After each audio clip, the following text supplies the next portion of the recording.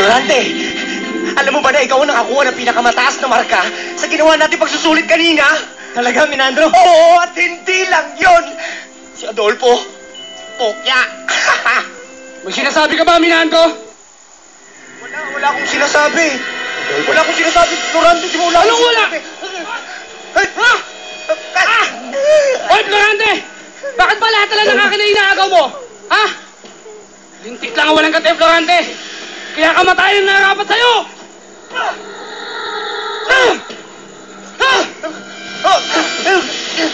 Wala ka talagang puso, Adolfo! Bumalik ka rito!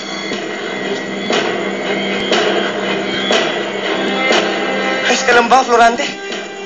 Ayos lang. Ay, munti ko na malimutan. May dala akong kalatas. Galing to sa Albania, para sa'yo. Galing sa Albania. Ganun na nga.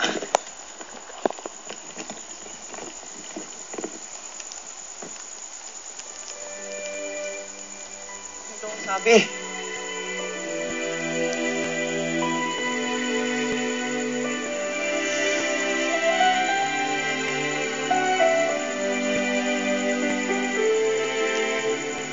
Patay na ang aking ina, Minandro. Sulat ito galing sa aking ama. Bakit? Ina. Hindi mo maaaring iwan, Ina. Kaya tagal kong inintay ang muli natin pagkikita. Bakit? Hindi niyo man lamang nahintay ang aking pagbabalik upang iaalay sa'yo ang tagumpay na tinamo ko dito sa atin. Bakit, Ina? Ina ko!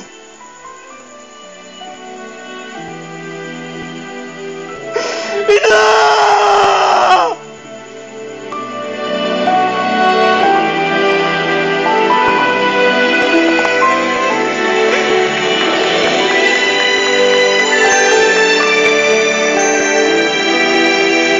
Florante, lubos kong naiintindihan ang iyong nararamdaman. Subalit bakit ayaw mo makihalubilo sa lahat? Baka nakakalimutan mo. Para sa iyo ang piging na ito. Hindi ko nakakalimutan yung Minandro. Ngunit ano, Florante? Ngunit ano? Ngayon ay alam ko na ang katotohanan. Nawala na si Ina. Ngunit meron pa rin bumabagabag sa aking isip. Eh kung ganun, ano bang iyong pinag-aalala? At sino ang iyong iniisip? Si Laura, Minandro. Naranasan mo na bang umibig?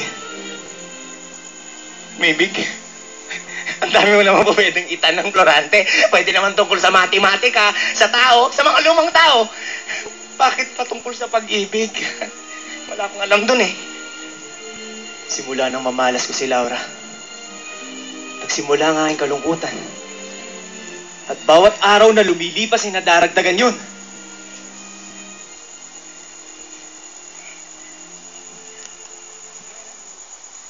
Kung gayon ay hindi pala nakabuti sa'yo na ako'y masilayan ng iyong mga titik. Prinsesa Laura,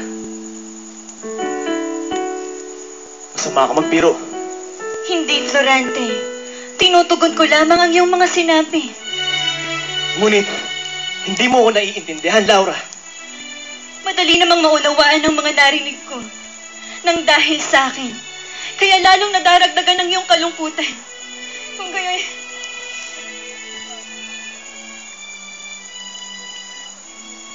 Iniibig.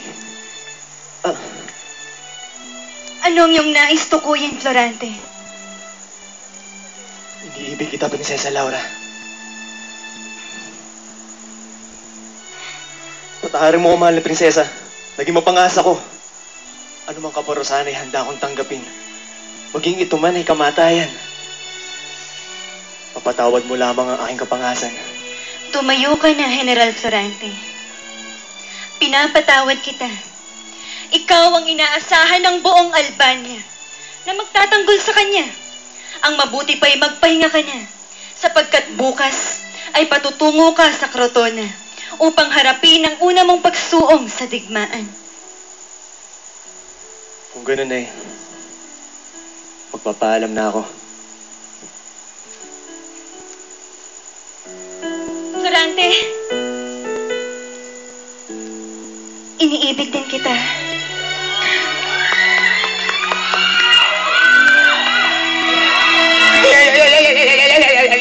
Hindi mo pwede yan, marami nanonood. Ano ba yan, Leandro? Walang Tulugan! Yes!